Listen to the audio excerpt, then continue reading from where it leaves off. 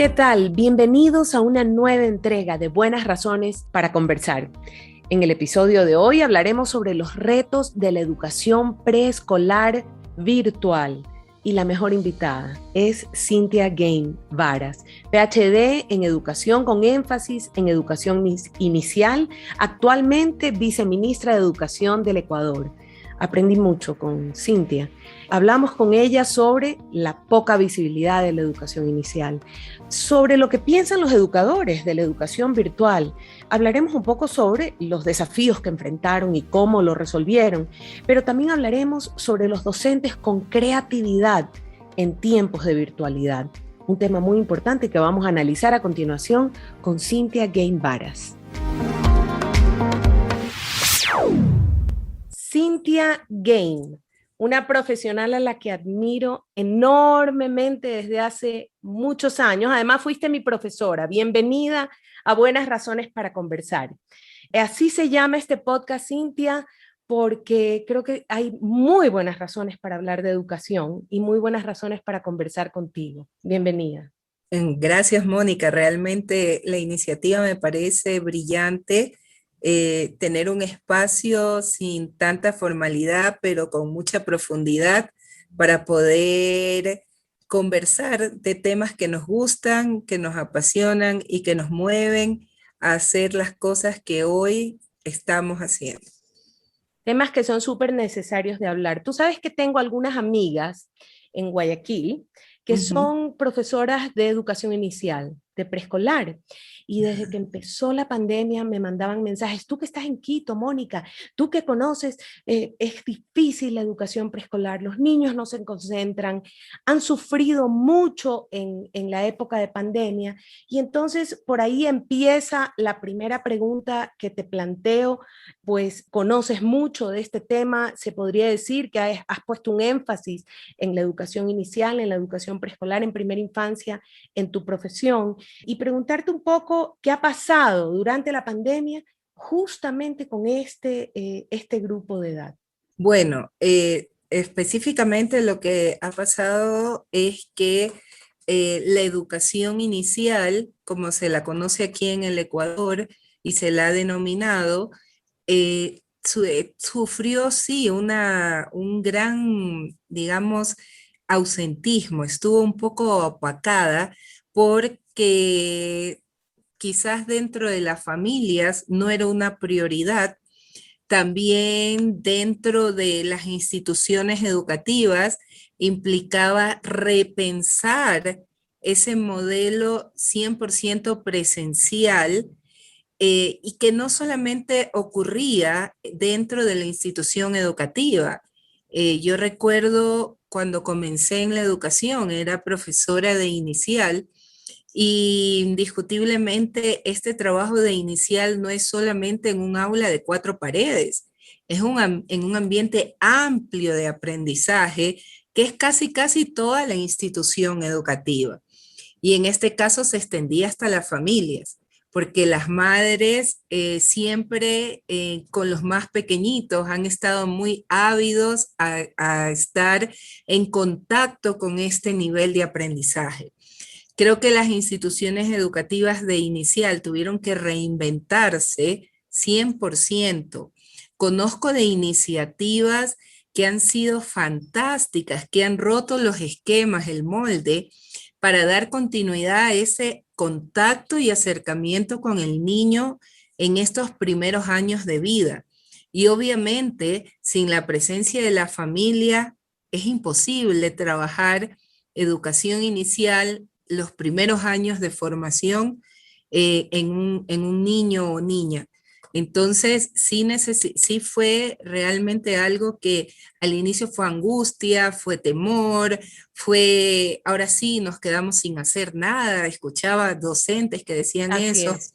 pero yo creo que se reinventaron porque ya la educación no se quedó solamente en el cumplimiento de determinados contenidos, sino más bien en también enseñar a ese otro que acompañaba a ese niño a cómo no solamente enseñarle lo cognitivo, sino cómo fortalecer lo social, lo motriz, y por qué no hasta el vínculo entre las familias y los niños. Aquí vienen dos preguntas que me nacen de escucharte. La una, que le cuentes a los que nos escuchan por qué es tan importante esta etapa de aprendizaje a lo largo de toda la vida. Uno cree que esa etapa de aprendizaje se puede obviar. Lo importante viene cuando aprendemos a leer, escribir y matemáticas. ¿Por qué es tan importante? Y luego que nos compartas, dices que conociste ciertas iniciativas súper creativas y que nos cuentes un poco. Es decir, es una pregunta doble. Ya, ok. Bueno, lo primero, la educación en estos primeros años está basada en que descubramos, cada uno, los niños descubran sus habilidades y las potencien en destrezas.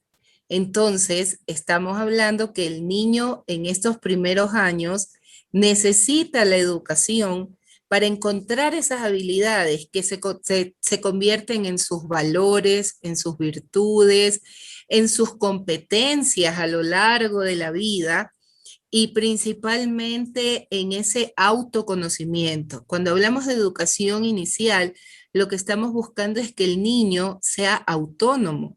Autónomo no quiere decir libertad o libertinaje, sino más bien que se pueda valer por él mismo, que comience a tener esa capacidad de poder distinguir lo bueno y lo malo, que pueda también identificar el conocimiento no solamente como una acumulación de conceptos, sino más bien como una posibilidad de continuar en el descubrir, en el explorar y construir su propio conocimiento en este marco de valores, virtudes, de habilidades que se convierten en esas destrezas tan necesarias para poder generar nuevos espacios de convivencia, porque no solo es lo cognitivo, sino también el poder conversar con el otro, compartir con otro, contarle lo que piensas, lo que sientes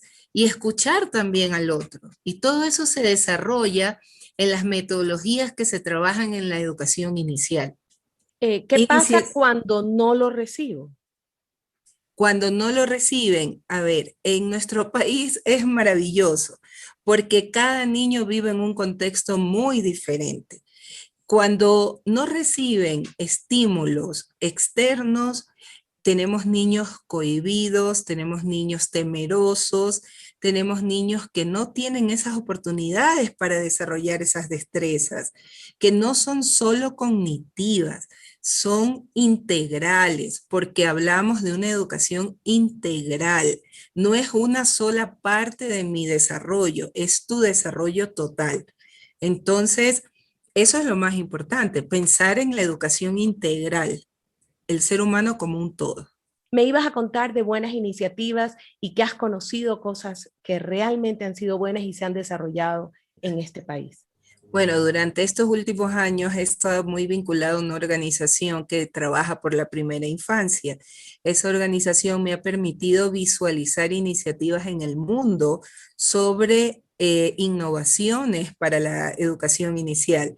Pero en esta época de pandemia, muchas de mis estudiantes que están en la práctica del día a día en la educación inicial, me contaban, mire, nosotros hicimos casi que un jardín rodante. Nosotros las maestras juntábamos niños que vivían cerca, íbamos a un espacio abierto y hacíamos las actividades con ellos en un corto tiempo. Se tuvieron que reinventar, tuvieron que también reinventar los espacios virtuales donde no podíamos replicar una presencialidad que es imposible porque era otra realidad, era otro momento. Entonces me contaban que también convertían ciertos espacios virtuales en horas de recreo, convertían espacios virtuales en tiempos de esparcimiento donde escuchaban a los niños, incorporaban a la familia. Entonces se fue creando así como un gran banco de buenas ideas. Creo yo que algo que también adolecemos muchas veces en nuestro país es la sistematización de las cosas que hacemos, el poder ser sintéticos, hacer síntesis de las cosas que hacemos y creo que eso nos ayudaría mucho a multiplicar estas experiencias. También recuerdo que otra colega de la educación inicial me comentaba que había trabajado el maestras rodantes. La maestra iba de casa en casa saludando a su estudiante, llevándole una sorpresa que podía ser una conversación con un títere, y el títere conversaba con el niño, tratando de devolverle también eso tan maravilloso que tenemos, que es la imaginación. Yo creo que la educación tuvo un tiempo en una realidad anterior. Creo que hoy los tiempos, el concepto tiempo ha cambiado. El concepto tiempo ya no es inmediatez ni rapidez.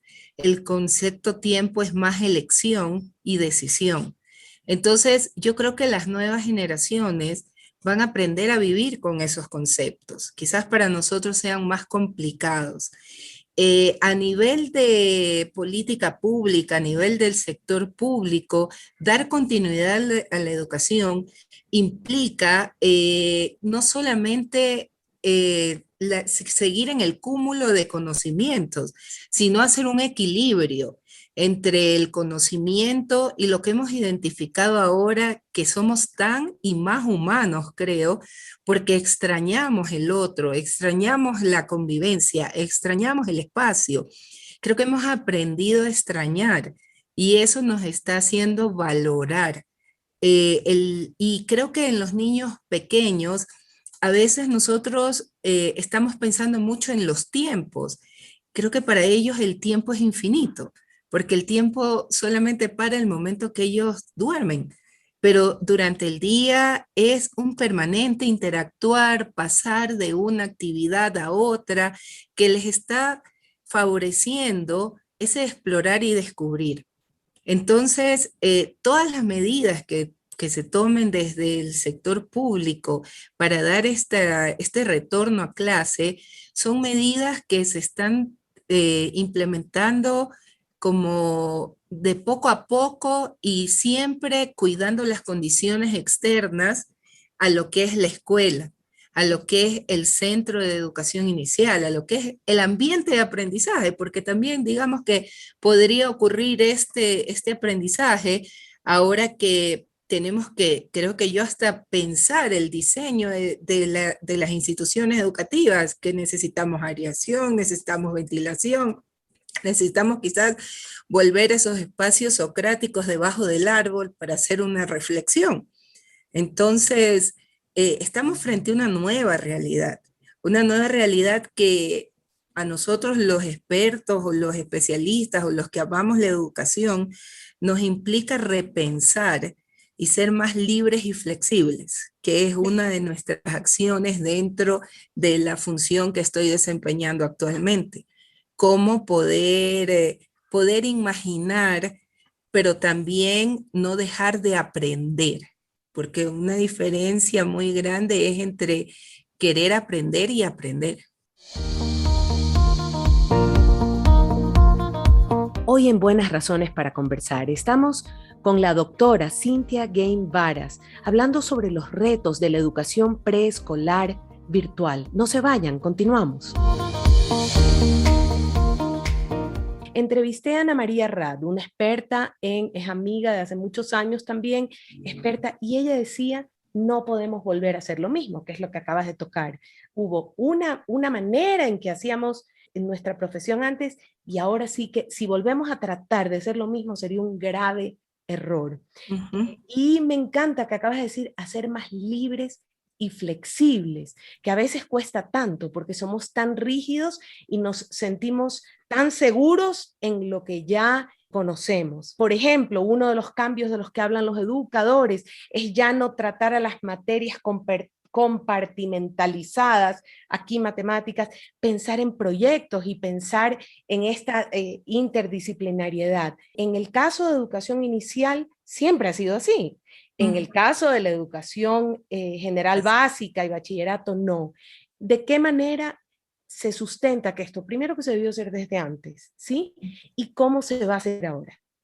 Bueno, efectivamente, dentro de esa frase libres y flexibles, nosotros tenemos una acción que es contextualizar los currículos. Contextualizar los currículos implica esa libertad con corresponsabilidad de poder generar estos espacios de innovación en la educación. Entonces, la interdisciplinaridad es lo que hemos comenzado a trabajar en la región Costa, específicamente, que comenzó su ciclo lectivo.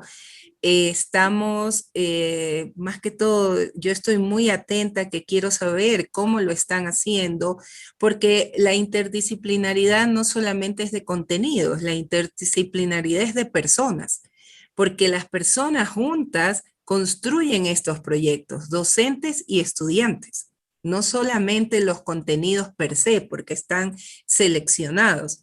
Entonces, implica una nueva modalidad, una nueva forma de trabajar, una nueva forma de aprender. En el caso de la educación inicial, la interdisciplinaridad, como tú lo dijiste, existe desde el inicio, o sea, hay una gran crítica a nivel mundial que es la escolarización de la educación inicial. Y eso no es favorable en esta etapa de desarrollo evolutivo y educación integral. La famosa metodología juego, trabajo y conocida como rincones implica la interdisciplinaridad en la educación inicial.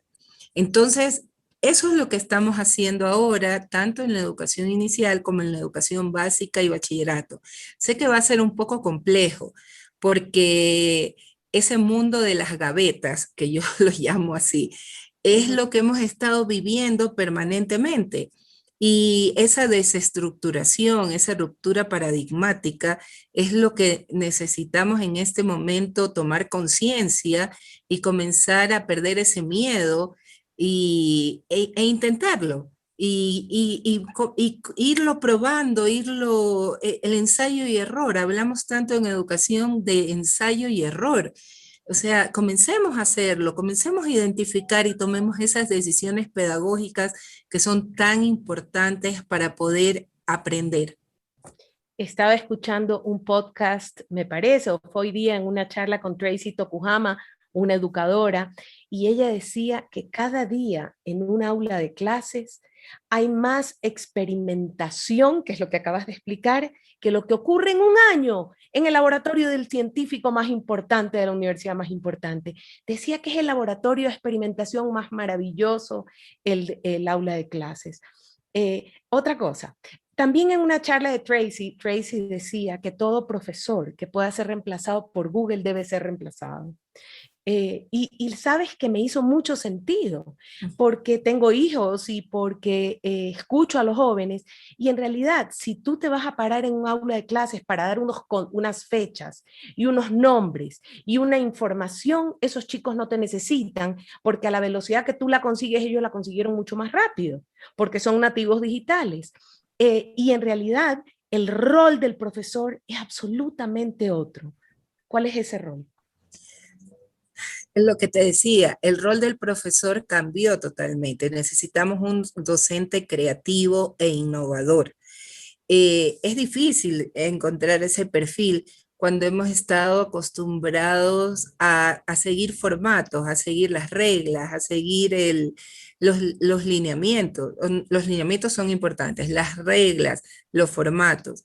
En este caso, el rol del profesor hoy creo que ya cambió, porque el momento en que se adaptó en una pandemia, el momento en que asumió este rol, conozco profesores que tenía una profesora que era estudiante en esa época que estaba dando clases, y inventó todo un escenario, tenía casi un estudio de televisión para hacer los videos, y ella se disfrazaba de los dos personajes y hacía los videos para los estudiantes, y todo de una forma artesanal. Yo decía, pero nunca estudió televisión, nunca estudió nada de eso, pero lo logró y dio continuidad a la educación. Esa creatividad, ese poder también tomar decisiones con criterios educativos, es lo que debemos de devolverle a ese docente.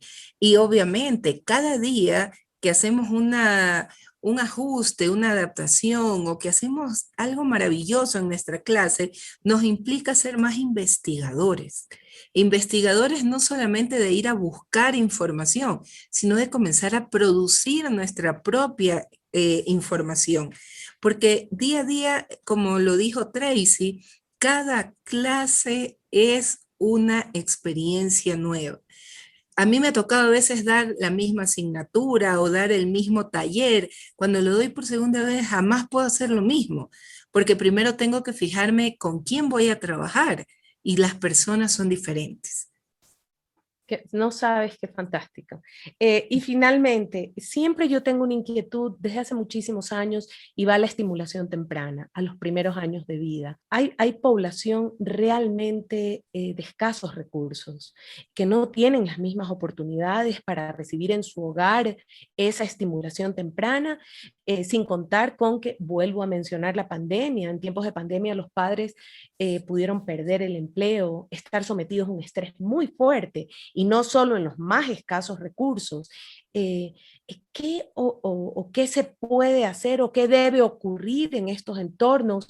Porque ya que esos primeros años de vida son tan importantes para el desarrollo biopsicosocial de ese niño, ¿qué debe ocurrir y qué debemos esmerarnos como sociedad que ese grupo de edad reciba? Bueno, tengo dos respuestas para eso. Primero, desde el punto de vista de sociedad y desde el punto de vista de familia. En el punto de vista de sociedad, tanto las instituciones públicas o privadas tienen que trabajar estos espacios de estimulación desde la familia, porque serían los primeros actores con los que los actores sociales con los que los niños tienen relación.